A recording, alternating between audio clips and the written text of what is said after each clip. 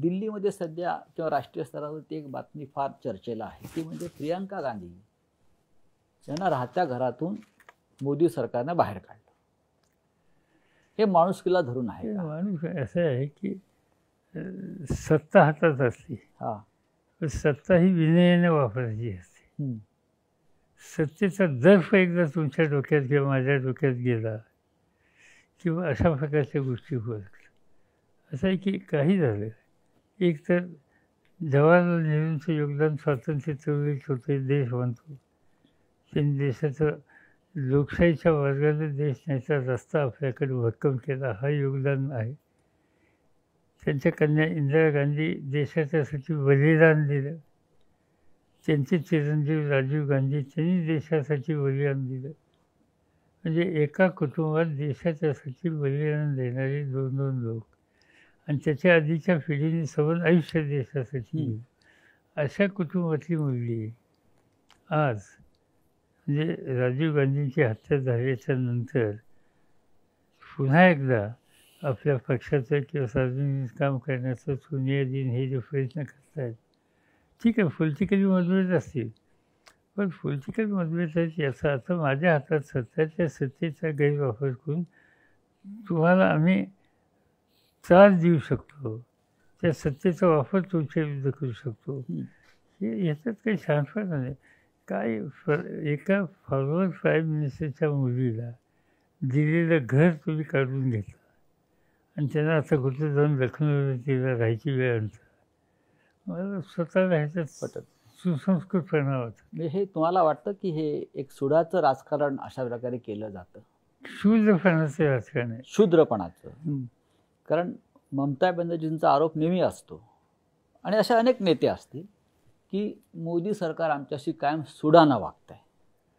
म्हणजे ज्या विचारांची, त्यांच्या विचारांची राज्य किंवा सरकार ज्या राज्यात नाहीत त्यांच्याशी नीट वागायचं नाही किंवा त्यांना त्रास द्यायचा, विरोधी पक्षाची सरकार टिकू द्यायची नाही, फोडाफोडी करायची. याचं ताजं उदाहरण म्हणजे मध्य प्रदेश आहे. तर हे अशा प्रकारे ज्याला सत्तेचा गैरवापर आपण म्हणतो तो होतोय का विरोधकांची सरकार अस्थिर करण्यासाठी? म्हणजे मी असं बघितलं आहे की मनमोहन सिंगाच्या सरकारमध्ये मी होतो. मनमोहन सिंगाचं सरकार असताना मोदी साहेब हे गुजरातचे मुख्यमंत्री होते आणि त्यावेळेस काही राज्य ही भाजपकडे होती. अनेकदा आम्ही असं बघायचो, मुख्यमंत्र्यांची परिषद असेल तर सगळे मुख्यमंत्र्यांची, तर त्याच्या आदल्या दिवशी किंवा आणखीन आधी 2-3 दिवस यांची वेगळी बैठक असायची. मी समजू शकतो त्या पक्षाच्या लोकांच्या, त्यांच्या सरकारच्या मुख्यमंत्र्यांनी वेगळी बैठक घेतली, पण त्या बैठकीचं नेतृत्व मोदी साहेबांच्याकडे असायचं आणि त्या बैठकीमधलं त्यांचं भाषण इतकं कठोर असायचं मनमोहन सिंगांच्याबद्दलचं की काही विचारू नका. आणि नंतर मग मिटिंगला यायचं आणि काय त्यांची प्रश्न मांडायची, तो त्यांचा अधिकार आहे, त्याच्याबद्दल माझं काही म्हणणं नाही. पण देशाच्या प्रधानमंत्र्यांच्याबद्दल राज्याचा एक मुख्यमंत्री इतकी टोकाची भूमिका मांडतो हे आम्ही त्याच वेळेला पहिल्यांदा पाहिलं. याच्या आधी कधी घडत नव्हतं. आज याच्या उलट परिस्थिती आहे. आज काही राज्य त्यांच्याबरोबर नाहीत, त्यांनी अशी टोकाची भूमिका कधी घेतली नाही. उलट मनमोहन सिंगांनी कधी आपल्यावर टीका टिप्पणी करतायत म्हणून गुजरातच्या बाबतीत वेगळी भूमिका घेतली नाही. मी शेती खात्याचा मंत्री होतो, मला सतत सगळ्या राज्यात जायला लागायचं उत्पादन वाढवायला आणि मी गुजरातमध्ये सुद्धा बराच त्यावेळी फिरलो. मोदी साहेबांच्या बरोबर मी गुजरातमध्ये फिरलो, तिथलं शेतीचं उत्पादन वाढवायला अनेक योजना राबवल्या. त्यावेळेला काँग्रेसमधल्या काही मंत्र्यांनी आमच्या मंत्रिमंडळात टीका केली की मोदी एवढ्या टीका करतात आणि आपले शेतीमंत्री त्यांच्याकडे जाऊन सगळ्या मदती करतात. तेव्हा मनमोहन सिंगांनी मिटिंगमध्ये सांगितलं की गुजरात हा या देशाचा भाग आहे, आपण सगळ्या हिंदुस्थानच्या सगळ्या राज्याच्या हिताची जपणूक करण्यासाठी इथं बसतो आहे. त्यामुळे पवारसाहेब जे करतात ते योग्य आहे आणि त्यांनी हे केलं पाहिजे. हे धोरण आणि आज आम्ही हे बघतो आहे की ह्याचं सरकार फार आता राजस्थानच्या सरकारमध्ये आणखीन काही करता येईल का या सगळ्या चर्चा आहेत. पण याच्यामध्ये आपल्या राज्याचा नंबर येईल असं वाटतंय का, महाराष्ट्राचा? ते बोलतात, अनेकदा बोलतात. म्हणजे काही लोक बोलतात त्यांच्या पक्षातले, आता त्या पक्षातले जे बोलतात त्यांना जनमानसात किती किंमत आहे आणि तिथे किती किंमत आहे मला माहिती कारण नाही, पण ते बोलतात. पुलतचं सरकार सुद्धा नंतर बरखास्त केलं की तुम्ही वेगळ्या विचाराचे होता. ते इंदिरा गांधींनी सगळी सरकार बरखास्त हा, केली हा. आणि त्याचं कारण दाखवलं. हम्म, त्याचं काय झालं, त्याच्यानंतर 80ची निवडणूक झाली हम्म. आणि तिथं काँग्रेसची सत्ता सगळीकडे आली. जिथं विरोधी सरकार होती तिथंही काँग्रेसची मेजॉरिटी. म्हणून हा लोकांचा कौल आहे असं सांगून इंदिरा गांधींनी ती सगळी सरकार बरखास्त केली. आज तशी स्थिती नाही आहे. हे ऑपरेशन कमळ काय आहे? ऑपरेशन कमळ याचा अर्थ सरळ सत्तेचा गैरवापर करून लोकांनी निर्वात केलेली सरकारं ही दुबळी करणं, डिस्टॅबिलाईज करणं आणि त्याच्यासाठी केंद्राच्या सत्तेचा पुरेपूर गैरवापर करणं. कारण महाराष्ट्रामध्ये ऑक्टोबर महिन्यामध्ये ऑपरेशन कमळ होईल असं सातत्यानं पसरवलं जात आहे. पहिल्यांदा 3 महिन्यात सांगत होते, हा. नंतर आता 6 महिने झाले. आता 6 महिने झाले, त्यानंतर सप्टेंबरचा वायदा आहे. काही लोक ऑक्टोबरचा करतात. माझी खात्री आहे की 5 वर्ष हे सरकार उत्तम रीतीने राज्याचा कारभार करेल आणि काही ऑपरेशन कमळ असो नाही तर आणखीन काय असो याचा काही परिणाम उद्धव ठाकरेंच्या सरकारवर होणार नाही. देवेंद्र फडणवीस यांनी 2 गंभीर आरोप आपल्यावरती केले मधल्या काळामध्ये, किंवा ते म्हणतात गौप्यस्फोट आहेत. त्यात पहिलं त्यांनी एक जो आरोप केलेला आहे एका मुलाखतीमध्ये अलीकडच्या, की 2014 साली तुम्हाला भाजपबरोबर सरकार बनवायचं होतं. सुरुवातीच्या काळात नाही, तुम्ही पाठिंबा जाहीर केला, त्यानंतर सरकार शिवसेनेबरोबर बनलं. पण मधल्या काळामध्ये तुम्ही आणि भाजपचे वरिष्ठ नेते हे महाराष्ट्रात सरकार बनवण्यासंदर्भात चर्चा करीत होते असं त्यांनी ठामपणे परवा सांगितलेलं आहे. ते सांगितलं माझ्याही वाचनात आलं. गमत अशी एक तर हे त्यावेळेला कुठं होते माहिती नाही. डिसिजन मेकिंग प्रोसेसमध्ये यांचं काय स्थान होतं हे मुख्यमंत्री झाल्यानंतरच लोकांना माहीत झाले. त्याच्या आधी एक विरोधी पक्षातला जागरूक आमदार म्हणून त्यांचा लौकिक होता. पण संबंध राज्याचा किंवा देशातल्या नेतृत्वामध्ये बसून निर्णय घेण्याचा अधिकार त्यांना होता असं मला कधी जाणवलं नाही. ते म्हणतात त्या काळामध्ये, म्हणजे एकदा मी कॉन्शियसली एक स्टेटमेंट केलं, सेना आणि BJPचं सरकार बनू नये म्हणून. माझी पहिल्यापासूनची मनापासूनची इच्छा होती की सेनेने भाजपबरोबर जाऊ नये. पण ते जातील ज्यावेळी दिसलं त्यावेळी मी जाणीवपूर्वक स्टेटमेंट केलं की आम्ही तुम्हाला बाहेरून पाठिंबा देतो. हेतू हा होता की सेना त्यांच्यापासून बाजूला व्हावी. ते घडलं नाही, त्यांनी सरकार चालवलं, त्याच्याबद्दल वाद नाही. पण आमचा हा सतत प्रयत्न होता की BJPच्या हातात सरकार चालवून देणं हे सेनेच्या हिताचं नाही. ज्या दिल्लीची सत्ता त्यांच्या हातात, राज्यातली सत्ता त्यांच्या म्हणजे मुख्यमंत्री त्यांच्या हातात, यामुळं सेना किंवा अन्य पक्षांना ते लोकशाहीमध्ये त्या पक्षाचं काम करण्याचा अधिकार आहे हेच मान्य त्यांना नाही. आणि त्यामुळं ते आज न उद्या या सगळ्यांना निश्चितपणाने धोका देणारच. आणि म्हणून आम्ही ही एक राजकीय चाल होती. बरं, म्हणजे फडणवीस जे सांगतात ते आपल्याला मान्य नाही, अजिबात मान्य नाही. पण आम्ही त्याच्यात हे अंतर वाढावं याच्यासाठी जाणीवपूर्वक पावलं टाकली हे मी कबूल करतो. ते आता अंतर वाढलं. दुसरं त्यांनी एक आरोप असा केला की 2019चं सरकार जे आता बनलं आहे, जे 3 पक्षांचं सरकार जे आता बनलेलं आहे, त्या सरकार स्थापनेच्या दरम्यान सुद्धा किंवा त्याच्या आधी सुद्धा राष्ट्रवादीचे सर्वेसर्वा असं त्याने उल्लेख केला. तेच भाजपबरोबर सरकार बनवण्यासंदर्भात अंतिम टप्प्यात चर्चा करत होते आणि नंतर पवार साहेबांनी युटर्न घेतला अचानक. साधी सरळ गोष्ट आहे की हे सरकार शिवसेनेला म्हणजे आम्हाला बरोबर घ्यायचं नाही आणि तुम्ही त्याच्यात येऊन आम्हाला स्थिर सरकार बनवायला साथ द्या असं BJPतले काही नेते आम्हा लोकांच्याशी बोलत होते. आमच्यातल्या काही सहकाऱ्यांची माझ्याशी 1-2 लोक बोलले नाही, हे खरं नाही, बोलले. एकदा नाही, दोनदा नाही, 3दा बोलले.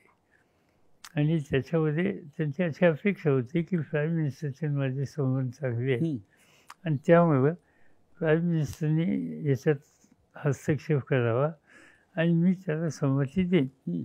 आणि म्हणून हा माझ्या कानावरसुद्धा निरोप आला. आणि त्यावेळेला तो निरोप आल्याच्यानंतर देशाचे प्रधानमंत्री आहेत, प्रधानमंत्र्यांच्यासोबत चुकीची माहिती आपल्याबद्दल किंवा आपल्या पक्षाच्याबद्दल जाऊ नये म्हणून मी स्वतः त्या पार्लमेंटमध्ये त्यांच्या चेंबरमध्ये जाऊन त्यांना सांगितलं की आम्ही तुमच्याबरोबर येणार नाही, जमलंच आम्ही सेनेवर सरकार बनवू किंवा विरोधी पक्षात बसू, पण आम्ही तुमच्यावर येऊ शकत नाही. आणि हे मी सांगायला जाताना एक ग्रस्त पार्लमेंटमध्ये माझे शेजारी होते, त्यांचं नाव संजय राऊत. त्यांच्याला मी सांगून गेलो की हे मी सांगायला आलो, त्यावेळी ते तिथंच होते, त्यांच्या कानावरी घातलं. या सरकारमध्ये आपण सुद्धा तक्रार केली प्रधानमंत्र्यांकडे की ज्या सरकार बाहेर अनेक व्यक्ती आहेत त्या हस्तक्षेप करतात, खास करून राज्यपाल. अशी आपली भूमिका आपण एका बैठकीमध्ये प्रधानमंत्र्यांच्या कानावर घातली. राज्यपालाने सरकारमध्ये किती लक्ष घालावं? मी असं बोललो की म्हणजे हे महाराष्ट्राच्या राज्यपालापुरतं सीमित नव्हतं. हां, माझं स्टेटमेंट असं होतं की राज्यामध्ये सेंटर ऑफ पॉवर ही एकच असली पाहिजे आणि ते मुख्यमंत्री. सेंटर ऑफ पॉवर जर 2-2 व्हायला लागली, काही राज्यामध्ये, आता काश्मीरमध्ये तिथे एक राज्यपाल होतं, म्हणजे तिथल्या मुख्यमंत्र्यांना जवळपास काम करूनच त्यांनी अशक्य करून ठेवलं. त्याच्यानंतर वेस्ट बेंगॉलमध्ये तिथे असा प्रकार झाल्याचं कानावर येत होतं. आणि त्या अशा गोष्टीच्यामुळं जर राज्यपाल हे आपल्या खरं म्हणलं तर त्यांना लोकशाहीची बहुमताच्या संबंधीची संख्या असलेलं सरकार असल्याच्यानंतर त्यांना हस्तक्षेप करण्याचं काही कारण नाही, अधिकारही नाही आहे. पण जर त्याच्यामध्ये हस्तक्षेप करत बसले आधी तर अशा प्रकारची सत्तेची एकापेक्षा अधिक केंद्र ही लोकशाहीच्या दृष्टीनं आणि संसदीय पद्धतीच्या दृष्टीनं योग्य नाही. हे माझं मत त्या वेळेला मी प्रधानमंत्र्यांना सांगितलं. आणि हे जनरल मत होतं, कुठल्या एका राज्यापुरतं नव्हतं. काँग्रेसचे जे नेते मंत्रिमंडळामध्ये आहेत त्यांची अशी कायम तक्रार असते की समन्वयाचा अभाव आहे. ही त्यांची पहिली तक्रार असते. त्यांची दुसरी तक्रार असते की राष्ट्रवादीला झुकतं माप मिळते सरकारमध्ये. माझं स्वतःला म्हणजे एक गोष्ट खरी आहे की म्हणजे उद्धव ठाकरेंची काम करण्याची पद्धत मी जी बघतोय ती आम्हा सगळ्यांच्यापेक्षा वेगळी आहे. आणि त्याचं कारण उद्धव ठाकरेंची कामाची पद्धत ही सेनेच्या कामाची पद्धत आहे. शिवसेनेमध्ये मी अनेक वर्षापासून बघतोय, अगदी शिवसेनेच्या स्थापनापासून आदेश येतो. हो. आणि ते आदेश आल्याच्यानंतर चर्चा सुद्धा होत नसते. काँग्रेस किंवा राष्ट्रवादी आम्ही ज्या विचारांनी वाढलो आहे, आम्ही वरिष्ठाच्या मताचा आदर करतो, पण वरिष्ठाच्याकडनं आदेशच येतो असं नाही. आणि समजा एखादं मत मानलं तर त्याच्यावर आम्ही चर्चा करू शकतो, विचारू शकतो. ही आमच्या कार्यकर्त्यांच्या कामाची पद्धत आहे.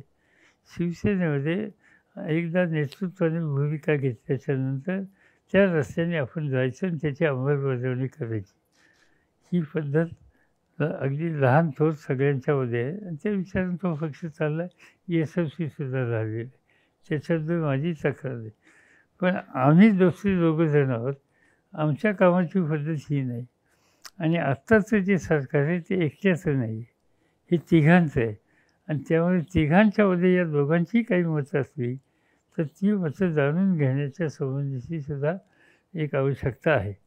आणि म्हणून आम्हाला लोकांचा एक सूचना असते, आग्रह असते की आपण डायलॉग ठेवा. लोकशाहीमध्ये संसदीय लोकशाहीमध्ये डाळभाग हा कायम ठेवला पाहिजे. तो डाळभाग ठेवला तर अशी चर्चासुद्धा होणार नाही. कारण ठाकरेंच्या कामाच्या पद्धतीमध्ये आम्हाला काही ऊनच दिसत नाही, फक्त डायलॉग दिसत. संवाद पाहिजे. दुसरं एक साधारण एक सूर आहे अनेक ठिकाणी जो आपण वाचतो सुद्धा किंवा बोलतात काही मंत्री जाहीरपणे काँग्रेसचे, की प्रशासनामध्ये थोडी अस्वस्थता आहे काही ठिकाणी, किंवा प्रशासनाचा जास्त जोर आहे सरकार चालवण्यामध्ये. त्याला आपण नोकरशाही, बाळासाहेब त्याला नोकरशाही म्हणायचे, लालफितशाही, असं आपल्याला जाणवतंय का? नाही, असं कसं आहे माहिती का, हा जो करोनाचा काळ जो होता ना, म्हणजे अजूनही संपला असं नाही, या काळामध्ये हे चॅलेंजेस होतं, आव्हानच होतं. आणि या आव्हानामध्ये बाकीचे सगळे प्रश्न बाजूला ठेवून या करोनाचा सामना करायचा हे आव्हान CMच्या पुढे होतं. आणि त्यामुळे साहजिकच मुख्यमंत्री आणि मुख्य सचिव यांच्यावर ही जबाबदारी जास्त होती. आणि आता आपण एकत्रित रात्रंदिवस प्रयत्न करून या करोनाचं युद्ध जिंकलंच पाहिजे, ही भूमिका. आणि त्या सगळ्या भूमिकेला सगळ्यांचा पाठिंबा. आणि त्याच्यामुळं एक तर संवाद किंवा कामाच्या पद्धती या सगळ्या गोष्टीच्यामुळं थोडं थोडं हळूहळू पर्क्युलेट होतं, ही गोष्ट खरी आहे. पण याचा अर्थ ते कायमच राहील असं वाटत नाही. प्रशासन यंत्रणेची आज तिच्या मदत घेतली आणि ती घेण्याची आवश्यकताही होती.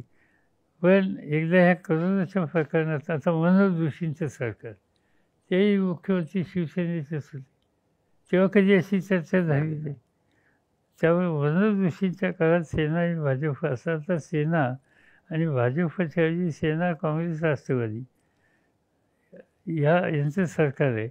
आणि त्यामुळं मनोहरच्या काळामध्ये ज्या पद्धतीने सरकार चालवलं तसं इथे सरकार चालवलं जाईल. पण आज चॅलेंज आहे ते करोनाचं आहे. महाराष्ट्रामध्ये गेले काही वर्ष सातत्यानं एक सामाजिक प्रश्न संघर्षाचा उभा राहिला, तो म्हणजे जातीय आरक्षणाचा. विशेषतः मराठा समाजाचं आरक्षण आहे, धनगर समाजाचं आरक्षण आहे. हे दोन्ही समाज आरक्षणाच्या मुद्द्यावर एकमेकाच्या विरुद्ध उभे राहिलेले दिसतात. तर या दोन्ही समाजाला सरकारने आरक्षणाच्या संबंधीची काय जी भूमिका घेतली ती घेतलेली आहे. पाठीमागचं सरकार असो किंवा आजचं सरकार असो, आरक्षण दोघांनाही दिलेलं आहे, त्याच्यामध्ये काही नाही. प्रश्न फक्त ते आरक्षण टिकवायच्या संबंधीचा प्रश्न आहे. आता ते जे म्हणजे कसं आहे, दोन गोष्टी आहेत. धनगर समाजाचं आरक्षण आहे, धनगर समाजाची मागणी आणखीन 2 पावलं पुढे जाऊन आदिवासीच्या संबंधीची जी भूमिका आहे आरक्षणाची ती ॲप्लिकेबल करावी. आणि त्याच्यामध्ये कारण एक असं आहे की धनगर समाजातला एक वर्ग असा आहे की तो मेंढरा राखतो. एकदा पावसाळा संपला की तो आपल्या मेंढ्या देशावरनं म्हणजे घाटावरनं कोकणात घेऊन जातो आणि नंतर पाऊस सुरू होण्याच्या आधी परत आपल्या भागामध्ये येतो. म्हणजे हा एक ट्राईब जसा एका गावात दुसरीकडे जातो त्या पद्धतीनं धनगर समाजातला हा वर्गसुद्धा त्या पद्धतीने वागतो. आणि त्यामुळं एका दृष्टीनं हे आदिवासींचं, कारण तिथं घरदार नसतं, निवारा नसतो, जसं जसं हिरवेपणा खायला मिळेल तसं तसं पुढं जात असतो. आणि त्यामुळं जिथं स्थिरता नाही अशा कुटुंबाच्या संदर्भात आपण ट्रायबलच्या बाबतीत वेगळी भूमिका घेतली, ती भूमिका इथे घेऊन तशाच सवलती इथे दिल्या पाहिजेत, ही मागणी धनगर समाजाची आहे. ती एकदम काही दुर्लक्ष करण्यासारखी नाही. पण त्यांना त्या संबंधीच्या काही सवलती आहेत त्या आणखीन आदिवासींच्या सारख्या द्याव्यात असं म्हणणं त्यांचं आहे. याच्या उलट आदिवासी समाजातल्या नेतृत्वाचं म्हणणं की आमच्या वाट्यात दुसरं कोणी येऊ नये. आणि त्यामुळे थोडंसं ते एक प्रकारचं अंतर आहे. आता हे एका बाजूचं अंतर असताना मराठा समाजाचा प्रश्न आला. आणि मराठा समाजामध्ये बहुसंख्य लोक जे शेती करतात, नोकरी करतात, शेतमजूर म्हणून काम करणारा वर्ग आहे. महाराष्ट्रातली शेती म्हणलं तर जवळपास 80% शेती ही झिराई शेती आहे. पावसाचा आता यंदा पाऊस चांगला आहे, चांगली गोष्ट आहे. पाऊस नाही पडला तर सवन शेती अर्थव्यवस्था उद्ध्वस्त होते आणि त्याच्यात हा जगणारा वर्ग सवन एकदम तो उद्ध्वस्त होतो. म्हणून या वर्गाला काही सवलती दिल्या पाहिजे ही मागणी होती. काही प्रमाणाच्या सवलती दिल्यात. आता त्या सवलतीच्या विरुद्ध काही लोक कोर्टात गेले. तो मामला सुप्रीम कोर्टात आज उद्या आहे. आता महाराष्ट्र सरकारने, उद्धव ठाकरे सरकारने देशातले उत्तमात उत्तम वकील तिथं आता त्यांनी दिलेत आणि हा जो सरकारचा जो निर्णय आहे तो टिकावा या दृष्टीने ते आता काळजी घेतात. कोर्ट काय ठरवेल ते आपण बघायचं. पण उद्या कोर्टाचा निकाल हा उलटा सुलटा गेला तर ज्या आता मुलांना सवलती मिळतात शिक्षणातल्या, नोकरीच्या, त्याही जातील ह्याची चिंता आहे आणि त्याच्यामुळं याबद्दलचा एक आग्रह आहे. संपूर्ण देशामध्ये विरोधी पक्षला फार जाग आलेली दिसत नाही आहे. अनेक प्रश्नावरती विरोधी पक्ष हा विखुरलेला आहे. खरं म्हणजे विरोधी पक्षाची भूमिका लोकशाहीमध्ये फार महत्त्वाची. आपण सुद्धा विरोधी पक्षनेते होता, राज्यामध्ये होता, पार्लमेंटला आपण विरोधी पक्षनेतेपदाची जबाबदारी सांभाळली. हा विरोधी पक्ष भविष्यामध्ये एकत्र येऊन काही देशासमोर एक चांगलं काम, जसा जनता पक्षाच्या काळामध्ये जनता पक्ष निर्माण झाला आणि एक आव्हान उभं राहिलं होतं, अशी आपल्याला काही शक्यता वाटते का भविष्यामध्ये? मला स्वतःला असं वाटतं की आता एक कोरोनाचं संकट एकदा कमी झालं आणि पार्लमेंट सुरू झालं तर आज देशातल्या विविध राजकीय पक्षाच्या नेत्यांच्यामध्ये एक भावना अशी की आपण एकत्र बसलं पाहिजे. आपण एकत्र बसून एक निश्चित कार्यक्रम करून आज देशवासियांच्या समोर एक पर्याय दिला पाहिजे आणि तो पर्याय देण्याच्या उद्देशी कुवत आजच्या विरोधी पक्षांच्यात त्यांच्या ऐक्यात निश्चित आहे. पण सगळंच लक्ष कोरोनाकडे डायव्हर्ट झाल्यामुळं आज हे काम थांबलेलं आहे. ज्यावेळेला निवडणुका झाल्याच्या नंतर कोरोनाचं संकट येण्याच्या पूर्वी देशातले विरोधी पक्षाचे लोक एकत्र दोनदा बसले, चर्चा केल्या, काही गोष्टी धोरणं ठरवायच्या बाबतीचा विचार केला आणि नंतर सगळं हे चित्र बदललं या रोगामुळे. पण माझी खात्री आहे की एकदा पार्लमेंट सुरू झाल्याच्या नंतर देशातल्या सगळ्या विरोधी पक्षाच्या लोकांना एकत्र करणं याबद्दलची भूमिका घ्यावी लागेल. आपण पुढाकार घेणार आहात का त्यासाठी? माझ्यासारखी व्यक्ती त्याच्यात अधिक लक्ष देईल. मला या बाबतीत कमीपणा नाही कुणाला भेटायला आणि सगळ्यांना भेटून आपण एका विचाराने आज पर्याय देऊ शकलो तर ते देणं ही राष्ट्रीय गरज आहे आणि ती राष्ट्रीय गरज पूर्ण करण्यासाठी कशाची अपेक्षा न करता मी आणि आणखी अनेक आमचे सहकारी या बाबतीत या विचाराचे आहेत आणि त्याची अंमलबजावणी आम्ही सुरू करू. शेवटचा प्रश्न आपल्याला विचारतो. महाराष्ट्रातला विरोधी पक्ष वेगळा आहे आणि राष्ट्रीय स्तरावरचा विरोधी पक्ष वेगळा आहे. आपण महाराष्ट्राच्या विधिमंडळामध्ये विरोधी पक्षनेता म्हणून काम केलं आहे. महाराष्ट्रातल्या विरोधी पक्षाला फार मोठी परंपरा आहे. नेतृत्व जर आपण पाहिलं विरोधी पक्षाचं या राज्यामधलं, विधानसभा असेल, विधान परिषद असेल, आजच्या महाराष्ट्रातल्या विरोधी पक्षाला आपण काय सल्ला द्याल?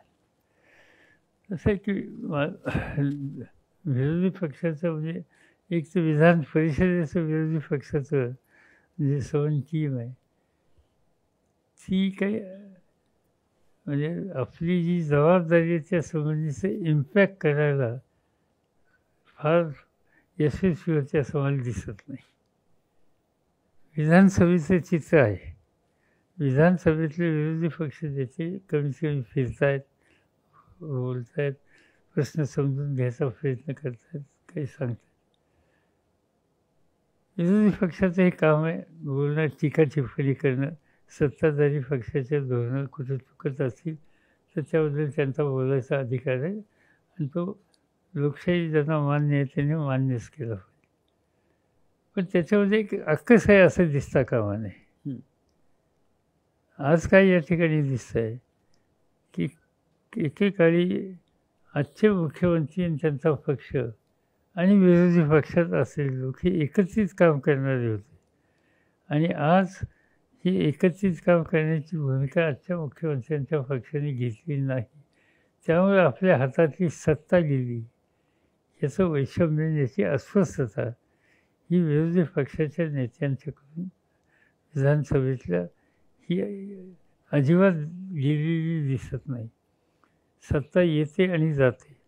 लोकांनी दिलेली जबाबदारी समर्थपणानं पार पाडायची असते.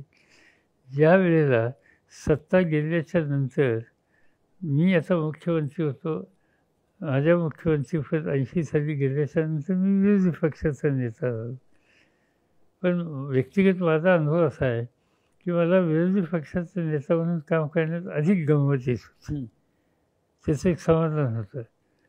पण आज काय दिसतंय की विरोधी पक्ष नेता किंवा आज असं म्हणत असेल की मी मुख्यमंत्री असताना मुख्यमंत्रीपद माझं गेलं, त्यासंबंधीचं मला म्हणजे हे डायजेस्ट करायला मला वेळ लागला. म्हणजे सत्तेशिवाय मी चालू शकतो का नाही असे जे प्रश्न लोक विचारतात त्याला आम्ही चालू शकत नाही असंच अप्रत्यक्षपणाने व्यक्त करण्यासारखं.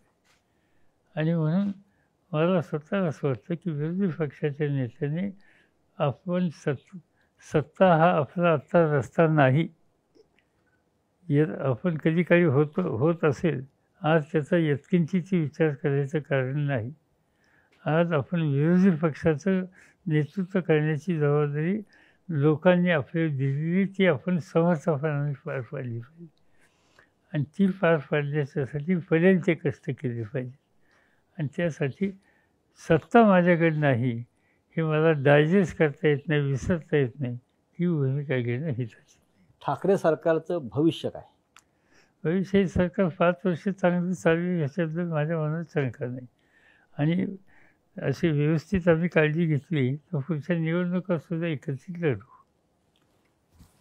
पवारसाहेब धन्यवाद. आपण इथे आलात आणि महाराष्ट्राच्या आणि देशातल्या मनातल्या अनेक प्रश्नांना आपण मोकळेपणानं उत्तरं दिलीत. धन्यवाद. नमस्कार.